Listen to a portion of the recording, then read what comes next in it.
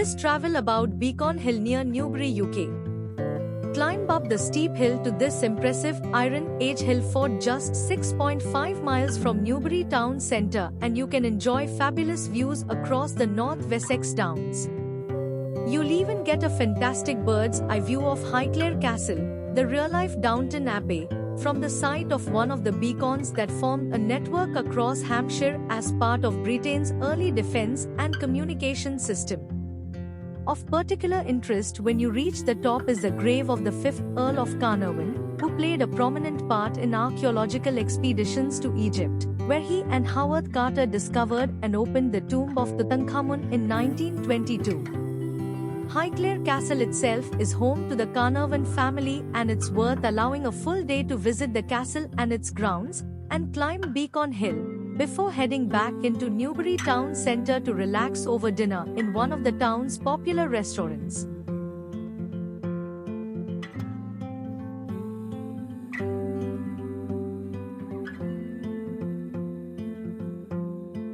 One of the best-known hill forts in England and the site of one of the beacons that formed a network across Hampshire. The firing of beacons on prominent hilltops was an integral part of the early defence and communication system for Britain. The last chain of beacons was lit on 5 June 2012 to commemorate the Queen's Diamond Jubilee.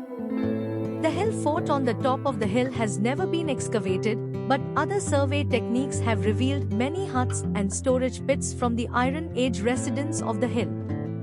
The ditch and banks are still prominent and well preserved, with curving banks defending the entrance at the southern end of the site.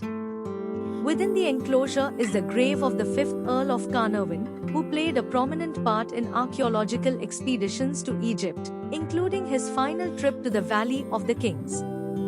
It was here where he and Howard Carter discovered and opened the fabulous tomb of Tutankhamun in 1922. Ecology.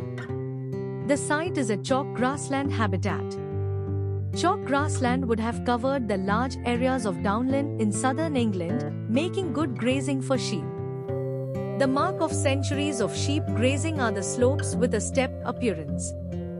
This is formed by a mixture of soil creep and the lateral movement of sheep over the centuries. Such erosion is clearly visible on the slopes of Beacon Hill. Grazing is an important part of managing chalk grassland.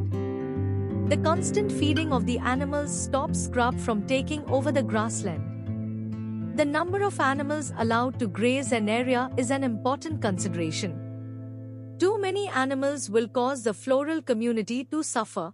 Too few animals will allow the scrub to encroach. Now only remnants of these ancient unimproved grasslands remain. Many more have been lost to intense grazing or arable crops. Chalk grassland is rich in wild flowers such as rock rose, wild thyme, kidney vetch and clustered bellflower. These flowers in turn support a variety of invertebrates.